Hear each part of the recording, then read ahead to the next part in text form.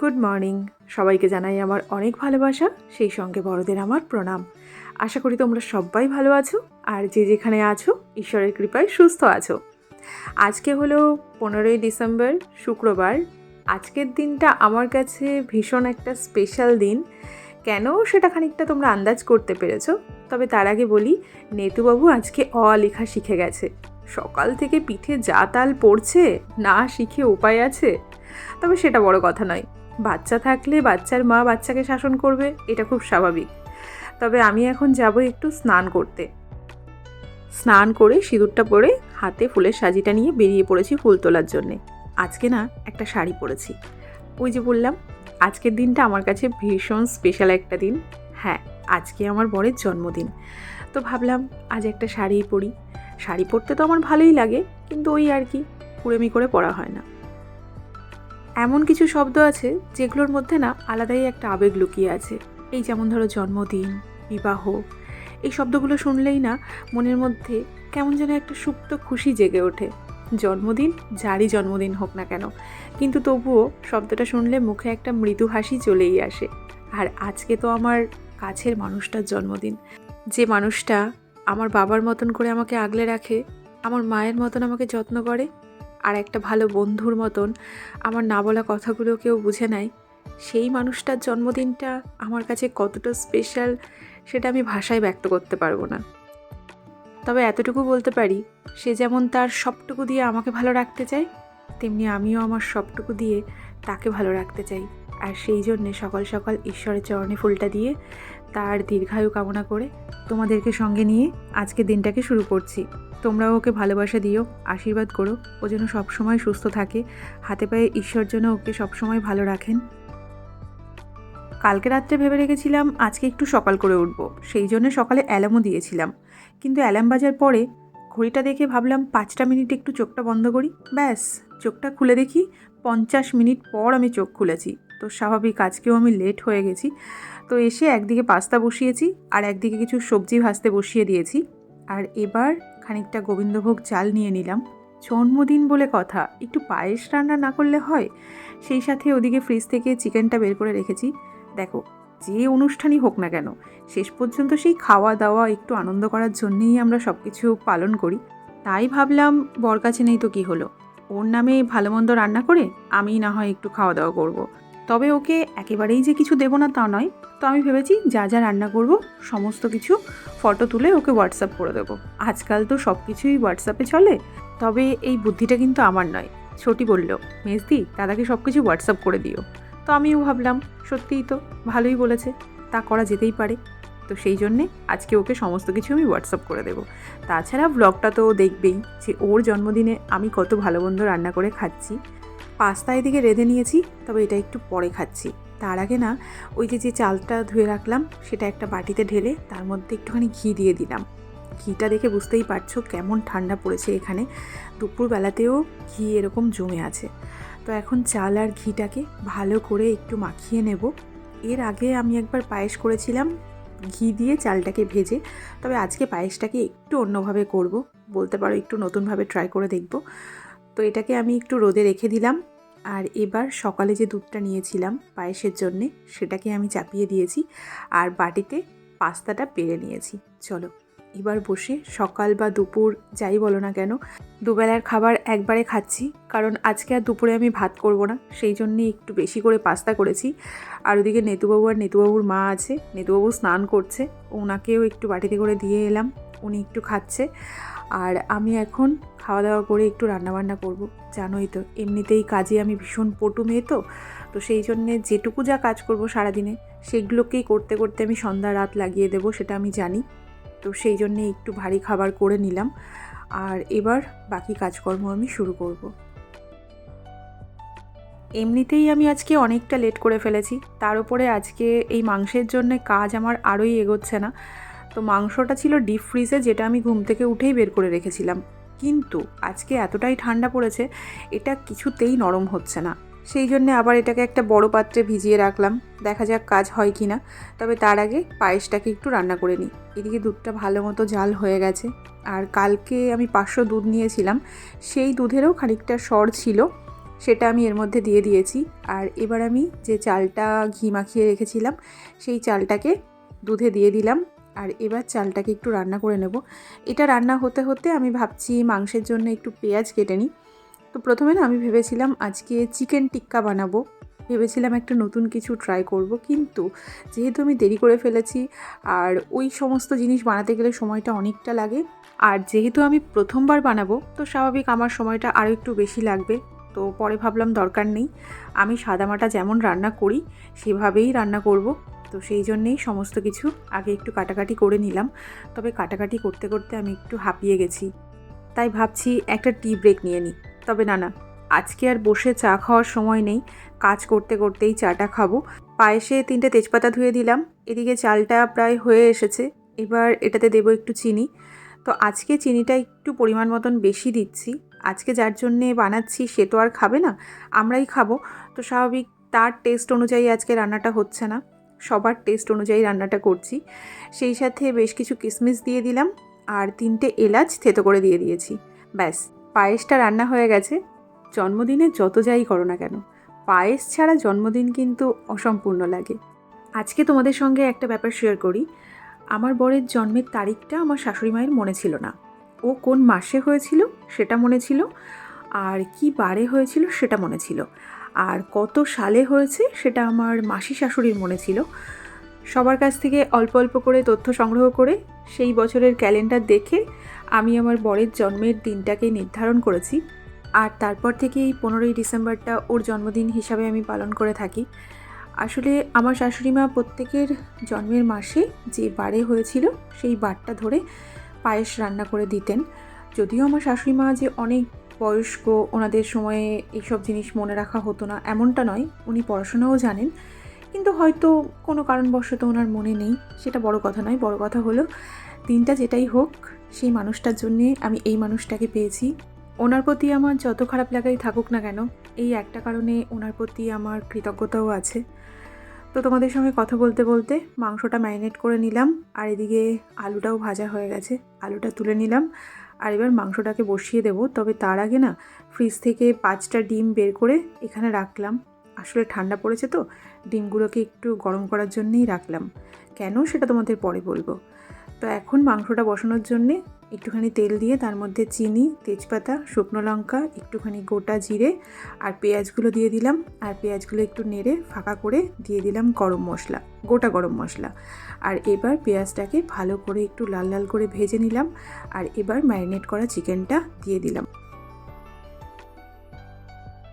দুপুর পেরিয়ে বিকেল হয়ে গেছে, এখন আমি মাংসটা বসালাম। আসলে ওই যে সলিড পিস এনেছিলাম, তো সেগুলোকে কেটে একটু ছোটো করার ছিল। বাকি মাংসটা শক্ত হয়ে থাকলেও হয়তো তেলের ওপরে দিলে আস্তে আস্তে ছেড়ে যেত। এর আগেও আমি ওভাবেই রান্না করেছি, তো যেহেতু কাটতে হতো সেই জন্যে আমাকে সময়টা বেশি নষ্ট করতে হলো।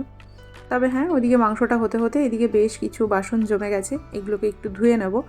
তো আমি সারাদিনই টুকটুক করে কাজ করি আর তার মধ্যে বাসনগুলো ধুয়ে নিই। এক গাদা বাসন জমলে না আমার তখন ধুতে খুব কষ্ট হয়। তো এদিকে লিকুইডটা শেষ হয়ে গেছিলো, সেই জন্যে এই বদলে একটুখানি লিকুইড ঢেলে তার মধ্যে একটু জল মিশিয়ে নিচ্ছি। আমি এভাবেই ব্যবহার করি, আমার মনে হয় এতে অনেকটা সুবিধা হয়। তবে যেমনটা তোমাদের বললাম, আজকে খাবার দাবার রান্না করে ওকে হোয়াটসঅ্যাপ করব। হ্যাঁ, করে দিয়েছি, কিন্তু পায়েসটা রান্না করে পাঠিয়ে দিয়েছি। বাকি রান্নাবান্নাগুলো ও না হয় ভিডিওতেই দেখে নেবে। তবে ওই আর কি, ও তো উপলক্ষ, পেট পুজো তো আমরাই করব। আমরা বলতে নিজেও খাবো, সেই সাথে বাড়ির লোকদেরও একটু দেবো। তো আজকে আবার মা ফোন করেছিল এই একটু আগেই। মা বলল ওনারা গ্রামের বাড়িতে এসেছেন, তো বিকালবেলায় মা আসতে পারে। তোমাদের সাথে গল্প করতে করতে বাসনগুলো ধোয়া হয়ে গেছে। এবার দেখি মাংসটার কী অবস্থা হলো। আজকে আমি প্রথম থেকে যে ভয়টা পাচ্ছিলাম সেটাই হয়তো হবে। মাংস ঘেটে আজকে হয়তো হয়ে যাবে, না ঢাকলেই ভালো হতো। তবে আজকে মাংসে টমেটো দিলেও ক্যাপসিকামটা দিচ্ছি না, ফ্রিজ থেকে বের করে রেখেছি। কিন্তু তারপরে মনে হলো থাক, আজ ক্যাপসিকাম না দিয়েই রান্না করি। যদিও ক্যাপসিকাম ছাড়া মাংস আমার খুব একটা ভালো লাগে না, যে যেটা খেয়ে অভ্যস্ত, মানে আমার ভালো লাগে ক্যাপসিকামের ফ্লেভারটা। তো যাই হোক, আজকে যেমন সলিড পিস রান্না করছি, মাংসটা তাড়াতাড়ি গলে গেছে, তেমনি আলুটাও আজকে গলিয়ে ফেলেছি। তো সেই জন্যে আলুটা একটু পরে দিলাম, যাতে মাংসের মধ্যে একদম ঘেটে আলুটা ঘ না হয়ে যায়। অনেকক্ষণ ধরে না ঢেকে ঢেকে আলুটাকে ভেজেছিলাম। তবে আজকে মাংসে আমি ঠান্ডা জল দেবো না, ঠান্ডা জল দিলে এই মাংস আর খাওয়া যাবে না, পুরো একদম মনে হবে কিমা রান্না করেছি। সেই জন্য একটুখানি জল গরম করে নিয়েছি, একটুখানি ধনেপাতা কেটে দিয়েছি, আর এবার গরম জলটা দিয়ে দিচ্ছি। বেশিক্ষণ ফোটাবো না, খুব অল্প সময় আমি এটাকে ফোটাবো। জলটা দেওয়ার পরে 4টে কাঁচা লঙ্কা একটুখানি চিড়ে দিয়ে দিয়েছি, আর এবার একটুখানি ঘি দিয়ে দিলাম, আর দিয়ে দিলাম একটুখানি গরম মশলা। ব্যাস, আমার মাংস রান্না হয়ে গেছে। এটাকে ঢেকে দিলাম, গ্যাসটাকে বন্ধ করে দিলাম। ভেবেছিলাম আজকে আর তেমন কিছু করব না, শুধুমাত্র মাংস আর পায়েসই করব। আর সেই সাথে কালকে একটা জিনিস বানিয়ে ফ্রিজে রেখেছি, সেটা তোমাদের পরে দেখাচ্ছি। কিন্তু কিছুতেই আমার মন মানছিল না, জন্মদিনে একটু কেক না বানালে ভালো লাগে না। তবে আজকে বড় কেক বানাবো না, যেমন ছোট ছোট কেক বানাই সেরকমই বানাবো। তবে হ্যাঁ, ব্যাটারটা তো সেই একইভাবে বানাতে হয়। তো আজকে আমি খুব সাবধানে এগ হোয়াইটটাকে আলাদা করার চেষ্টা করছি। এই কাজটা আমার খুব চাপের লাগে, কারণ আমি না খুব ভালো ডিম ভাঙতে পারি না।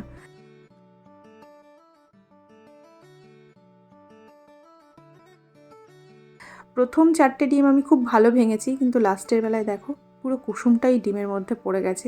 ভাগ্যিস কুসুমটা ফাটেনি। সেই সাথে দেখতেই পাচ্ছ ডিমের খোসাও পড়েছে। তো আগে ডিমের খোসাটা ফেললাম, আর এবার একটা হাতা এনে কুসুমটাকে তুলে নেব।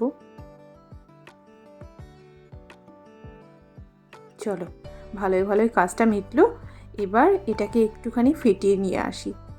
আমি খুব একটা ভালো কাজও করতে পারি না, আর সেই সাথে রান্নাবান্নার বিষয়ে আমার খুব বেশি অভিজ্ঞতাও নেই।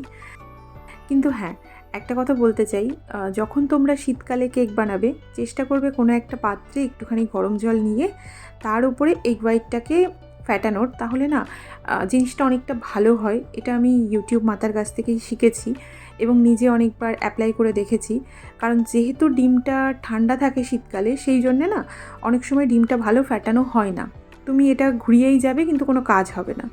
আজকে কিন্তু চিনি দেওয়ার আগেই ডিমটা খুব সুন্দর ফ্যাটানো হয়ে গেছিলো। কেক বানাতে আমার বেশ ভালো লাগে, যদিও এটা একটা সময় সাপেক্ষ কাজ, কিন্তু তবুও জানি না কেন আমি কেক বানাতে বেশ পছন্দ করি। এর আগে পরেও আমি অনেকবার কেক বানিয়েছি। আমি যখন বহরমপুরে থাকতাম তখনও মাঝে মধ্যে কেক বানাতাম, যদিও কখনো কখনো ভালো হয়, কখনো খারাপ হয়। যেমনই হোক না কেন, হাতের কাজ তো, করতে করতে আস্তে আস্তে শিখে যাব। পারি না বলে তো কোনো কিছু হয় না। ঘরোয়া কাজকর্ম, রান্নাবান্না, এগুলো আমরা সবাই কম বেশি করতে পারি। কারোর হয়তো একটু বেশি ভালো হয়, কারোর একটু খারাপ হয়, তবে একরকম হয়। তবে কোনো রান্না করার সময় যেটা সবথেকে বেশি প্রয়োজন হয় সেটা হলো উপকরণ। আর এই উপকরণগুলোই হয়তো সবসময় আমাদের বাড়িতেও থাকে না, আর হয়তো আমাদের এলাকার বাজারেও পাওয়া যায় না। যেমন ধরো, কালকে আমি নাজিরপুরে গেছিলাম, আমি ভাবছিলাম হয়তো আমার কাছে ভ্যানিলা এসেন্স নেই। তো নাজিরপুরে কালকে অনেক দোকানেই খোঁজ করলাম, নাজিরপুরে ভ্যানিলা এসেন্স পাওয়াই যায় না। সেই সাথে আমাদের বাজারে তো কোনো গল্পই নেই। তবে হ্যাঁ, বেকিং পাউডার, বেকিং সোডা এগুলো পাওয়া যায়।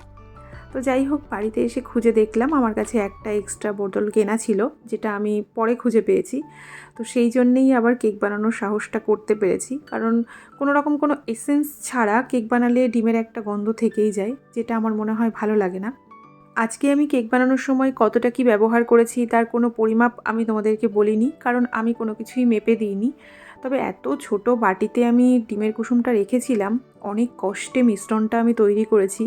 এবার দুটো মিশ্রণকে একসাথে একটু ভালো করে মেশাবো।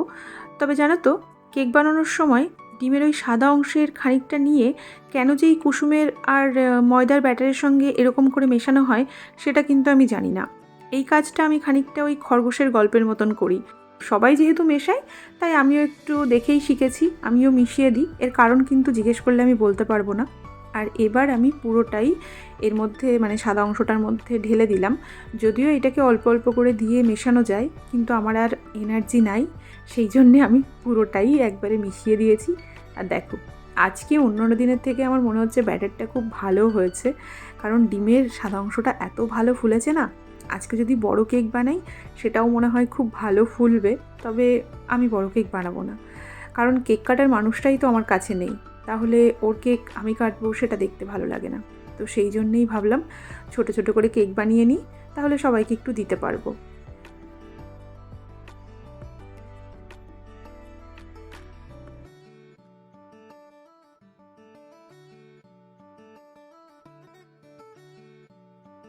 অমৃতা কোনো কাজ করবে আর তাতে ভুলভ্রান্তি হবে না, এটা ভাবাই যায় না। আজকেও আমি একটা ভুল করেছি। তো আমি যখন ব্যাটারটা বানাচ্ছিলাম তখন আমি ভাবছিলাম কিছু একটা আমি দিইনি, কী দিইনি সেটা আমি মনেই করতে পারলাম না। পরে আমার পুরো কেক বানানোর পর মনে পড়লো আমি ব্যাটারে লবণ দিতেই ভুলে গেছি। ভালোবাসার সম্মান ছাড়া একটা সম্পর্ক যেমন হয়, খাবারে লবণ না থাকলে সেই খাবারটাও ঠিক সেই রকমই লাগে। তবে আগে নেতুবাবুকে একটা টেস্ট করাই, দেখি নেতুবাবু কি বলে। একটা খাও কেক, কে দেখো জেঠুর আজকে হ্যাপি বার্থডে। জেঠুকে একটু হ্যাপি বার্থডে বলে দাও। Happy birthday. I love you বলে দাও। I love you. আমি সন্ধ্যা দিয়ে আসি। হ্যাঁ, কাপড়টা ছেড়ে নাইটিটা পরে আগে সন্ধ্যাটা দিয়ে দিলাম। আর ওদিকে নেতুবাবু কিন্তু কেকটা ভালোই খাচ্ছে। এই জন্যেই বলা হয় শিশুরা তো ফুলের মতন নিষ্পাপ হয়, ওদের মনে অত প্যাচ থাকে না, সেই জন্যে ওদের মনে শুধুমাত্র ভালোবাসাটাই থাকে। বড় হওয়ার সাথে সাথে পরিবেশ আর পরিস্থিতি মনটা একটু একটু করে বিষিয়ে দেয়। তো এদিকে কাপড়টা না ছেড়ে আবার রান্নাঘরে চলে এসেছি, এসে দেখছি কেকটা আরেকটু হলে পুড়েই যেত। এদিকে আমার মাও চলে এসেছে। তো নেতুবাবু আমার মাকে দেখে আমাকে বলছে যে মা এদিকে এসো। তো আমি এসে দেখছি শুধু মা নয়, বাবা, আমার ভাইপো, ওনারাও এসেছে। তো খুব ভালো হয়েছে, আজকে খুব ভালো দিনে এসেছে।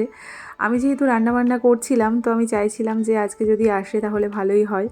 তো আজকেই যেহেতু ওনারা এসেছেন তো একটু টায়ার্ড ছিল, তো আমি মাকে বলেছিলাম ফোনে যে আমি একটু রান্নাবান্না করছি, যদি পারো তাহলে এসো, যেহেতু অনেকটা জার্নি করে এসেছে। তবে আমার মা, বাবা আর ভাইপোকে দেখে শুধু আমি না, নেতুবাবুও ভীষণ খুশি হয়েছে। আগের থেকে বাবার শরীরটা এখন একটু ঠিক আছে। আর গরম গরম কেক আমার বাবাকে একটা আর আমার ভাইপোকে একটা দিলাম টেস্ট করার জন্যে। বাবা খেয়ে বলল বেশ ভালো হয়েছে। তো এই রকম কেক আমি প্রথম বানিয়েছিলাম আমার মা বাবার কোয়ার্টারে, আর সেদিন না কেকগুলো খুবই ভালো হয়েছিল। তবে বাবা একটাই নিল, আর নিল না। এবার ভাবছি সবাইকে একটু পায়েস দেব। তবে দেখেছো তো, মেয়েরা যেমন মায়েদের কষ্ট বোঝে, একটা মেয়ের কষ্ট মাই বোঝে। তো যাই হোক, মা ওইদিকে কেকগুলো একটু উল্টে দিচ্ছে আর আমি এদিকে একটুখানি পায়েস বাবাকে আর ভাইপোকে দিলাম। বাবাকে একদম সামান্য একটু টেস্ট করার জন্য দিলাম। নেতুবাবুকে বললাম তুমি খাবে না, ওর সব কিছুতেই না। তবে বাবা ওকে একটু খাইয়ে দিতে চাইলো, ও তো কিছুতেই শুনলো না, ঘরে চলে গেল। তবে বাবা ওকে খাওয়ানোর জন্য অনেকবার করে ডাকছিল, সেই সাথে আমিও অনেকবার ডাকলাম। তারপরে এসে দাদুর কাছ থেকে একটু নিল। তো যাই হোক, দাদুর সঙ্গে দিদার সঙ্গে বেশ ভাব আছে, আর সেই সাথে দাদার সঙ্গে তো ভাব আছেই। ওদিকে ছোটি আজকে রুটি বানাচ্ছিল, তো ছোটি 5টা রুটি দিয়ে গেছে। আমার জন্যেও রুটি বানিয়েছিল, সেখান থেকে 3টে রুটি আর একটুখানি মাংস দিয়ে দিলাম বাবাকে। আর আমার ভাইপোকে শুধু মাংস দিলাম। আজকে আবার ওনাদের বিয়ের নেমন্তন্ন আছে, 4টে বিয়ে আছে আমাদের গ্রামে, আর 4টে বাড়িতেই নেমন্তন্ন আছে। তো আমার মা তো বারণই করছিল ভাইপোকে কিছু দিতে। আমার ভাইপো খানিকটা নাকি আমার মতো পেটের আন্দাজ বোঝে না, বেশি খাওয়া হয়ে যায় আর খাওয়ার পরে তখন ওর শরীর খারাপ করে। তো আমি বললাম একটুখানি খাক। তবে আমার বাবার যেহেতু তেল মশলা খাওয়া বারণ, সেই জন্যে বাবা বিয়েবাড়িতে খাবে না। আমি যে মাংসটা রান্না করেছি তাতেও তেল মশলা অনেক আছে, সামান্য একটুখানি গ্রেভি আর 2 পিস মাংস দিয়েছি, তো সেটা দিয়েই বাবা এখন খাচ্ছে। এদিকে নেতুবাবুকে আবার ওর দাদা একটু মাংস খাইয়ে দিয়েছে, আর সেটা খেয়ে নেতুবাবুর ঝাল লেগে গেছে। এখন নেতুবাবু জল খাচ্ছে, আর আমিও ফ্রিজ থেকে এটা বের করে নিয়ে এলাম। এটা কি, দাঁড়াও দেখাচ্ছি। এই দেখো, এটা একটা পুডিং। কালকে আমি রাত্রিবেলায় এটা বানিয়ে ফ্রিজে রেখেছিলাম। এটা আমি দুধ দিয়ে আর ডিম দিয়ে বানিয়েছি। এটা আমি এর আগে 2বার বানিয়েছিলাম, একবার দুধ আর ডিম দিয়েই বানিয়েছিলাম, আর একবার ব্রেড দিয়ে বানিয়েছিলাম। তো প্রথমবার যখন ব্রেড দিয়ে বানিয়েছিলাম তখন আমার বরকে খাইয়েছিলাম, আর ও খেয়ে বলেছিল ওর সেটা ভালো লাগেনি। আমি তোমাদের আগেও বলেছি এই সমস্ত খাবার দাবার ও একদমই পছন্দ করে না।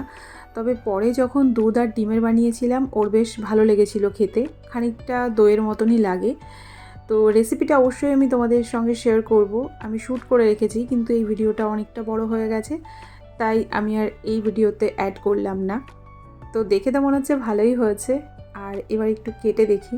তবে এই জিনিসটা কাটতে এত ভালো লাগে না, আশা করি তোমরা দেখে বুঝতেও পারছো। আর আমি ঠিক যেমন ভেবেছিলাম তেমনই হয়েছে।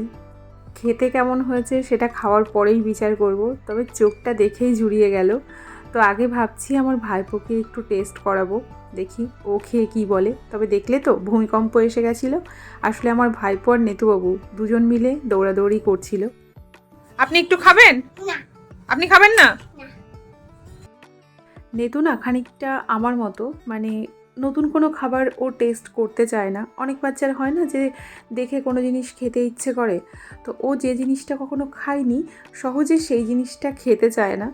তো যাই হোক, ভাইপো তো বললো খেয়ে ভালোই হয়েছে, তো আমার মনে হয় খেতে ভালোই হবে, কারণ মিষ্টিটাও এটাতে পরিমাণ মতন ঠিকই দিয়েছিলাম। আর এই সমস্ত জিনিস একটু মিষ্টি না হলে না খেতে ভালো লাগে না। তবে আমি যখন এই জিনিসটা বানিয়েছিলাম, আমার একটা জিনিসে মনে হয়েছে যে আমি একটা গন্ডগোল করেছি। সেটা এখন আমি বলবো না, যেহেতু আমি টেস্ট করিনি, সেই জন্যে আগে আমি নিজে টেস্ট করব, তারপর তোমাদের বলবো যে কী গন্ডগোলটা আমি করেছি। তো এখানে আমি কিছুটা খাবার একটু প্যাক করে দিচ্ছি, মা বাবা চলে যাবে, এসে তো বেশিক্ষণ বসলোও না। আসলে আজকে যেহেতু বিয়েবাড়ি আছে, তো ওনারা সবাই বিয়েবাড়িতে যাবে, সেই জন্যে ওনাদের এই কথাটা বলতে পারলাম না যে আর একটু বসো তারপর যেও। আজকে আমি ওর জন্মদিনটা আমার মতন করে একটু পালন করছি ঠিকই, তবে আমি কিন্তু কাউকে নেমন্তন্ন করিনি। সেটা আমার মা বাবাই হোক বা ছোটিই হোক বা আমার শাশুড়ি মাই হোক। আমি ভেবেছি যে রান্নাবান্না করব, তারপর সবাইকে একটু একটু করে দিয়ে আসবো খাবার দাবার। তবে আজকের দিনে আমার মা বাবা ভাইপো এসেছে, এতে আমি ভীষণ খুশি হয়েছি। এটা আমার কাছে মেঘনা চাইতেই বৃষ্টির মতো। আমি, ছোটি, আমার শাশুড়ি মা, নেতুবাবু, আমরা সবাই দাঁড়িয়ে আছি। তো ওনারা চলে গেলেন, আমরাও যে যার ঘরে চলে এলাম। তো এখন একটুখানি খাবার থালাতে বেরো নেব। এর আগের বছরও আমি ওর জন্মদিনটা আমার মতন করে একটু পালন করেছিলাম। এর আগের বছরও বাড়িতে ছিল, দিনটা অনেকটা সুন্দর কেটেছিল। আজকেও খুব ভালো কাটলো, তবে কোথাও না কোথাও ওর একটা অভাব থেকেই যায়। 2022-এর ওর জন্মদিনে পাড়ার দু একটা বাচ্চা কাচ্চা বলেছিলাম, সবাই মিলে খাওয়া দাওয়া করেছিলাম, বেশ সুন্দর একটা সময় কাটিয়েছিলাম। তো সেগুলো আমার আজকে মনে পড়ছিল। দাঁড়াও, সেদিন একটা ব্লগও করেছিলাম, সেই ব্লগের লিঙ্কটা আমি তোমাদের না হয় ডেসক্রিপশানে দিয়ে দেবো, ইচ্ছে হলে তোমরা দেখতে পারো। প্রত্যেকটা মেয়েই চায় তার হাজব্যান্ডকে পাশে পেতে, আমিও চাই, কিন্তু কি করব বলো, উপায় তো নাই। তো সেই জন্যে বিশেষ বিশেষ দিনগুলোতে একটু বেশি মনে পড়লেও মনকে বোঝানো ছাড়া আর কোনো উপায় থাকে না। তবে হ্যাঁ, আমি যে ওর জন্যে এতটুকু করতে পেরেছি, এটাতেও আমি ভীষণ খুশি হয়েছি। তো একে একে সবাইকে খাবারগুলো দিয়ে দিলাম, আর এবার আমিও একটু থালাতে পায়েস নিয়ে নিয়েছি, আর সেই সাথে একটুখানি পুডিংও নিয়েছি। তো আগে একটু পায়েস টেস্ট করি। সারাদিনে অনেক বকবক করেছি, অনেক কিছু বলেছি, কিন্তু এই মুহূর্তে আমার একটুও ভালো লাগছিল না। যার জন্যে আমি পায়েসটা রান্না করেছি, আজ আমি তাকে খাওয়াতে পারলাম না, নিজে খাচ্ছি। কি করব বলো, কিছু কিছু সময় না সত্যিই খুব কষ্ট হয়, সেই কষ্টগুলো ব্যক্ত করার মতন হয়তো আমার কাছে ভাষাও থাকে না, কিন্তু এগুলো একমাত্র তারাই বুঝবে যারা আমার মতন পরিস্থিতিতে আছো। তো যাই হোক, এদিকে ছোটি চলে এসেছে পায়েস খেতে খেতে, আর ছোটি বলল পুডিংটা খেতে খুব ভালো হয়েছে, সেই সাথে পায়েসটাও ভালো হয়েছে। পায়েসটা খেতে আমারও খুব ভালো লেগেছে, কিন্তু আমি যেহেতু একটু পাতলা পায়েস পছন্দ করি, আর একটু পাতলা হলে ভালো হতো। 1 কিলো দুধে আমি অনেকটা বেশি চাল দিয়েছি, যদিও ইচ্ছে করেই দিয়েছি যেহেতু সবাইকে একটু দেবো। আর এবার একটু পুডিংটা টেস্ট করি। পুডিংটা খেতে ভালো হয়েছে, মিষ্টি একদম ঠিকঠাক আছে, কিন্তু আমি যেটা ভাবছিলাম সেটাই হয়েছে। আমি যে ক্যারামেলটা বানিয়েছি ওটা না একটু বেশি হয়ে গেছে, মানে পুড়ে যায়নি, তবে একটু বেশি হয়ে গেছে। আমি যখন ওটা বানাচ্ছিলাম, ক্যামেরাটা সেট করতে গিয়ে তখনই আমি ভাবছিলাম যে আমি একটা গন্ডগোল করলাম। আসলে একা একা ভিডিও করতে গেলে না একটু চাপ হয়ে যায় ক্যামেরাটা সেট করা, যেহেতু আমি একটা ফোনেই সব শ্যুট করি।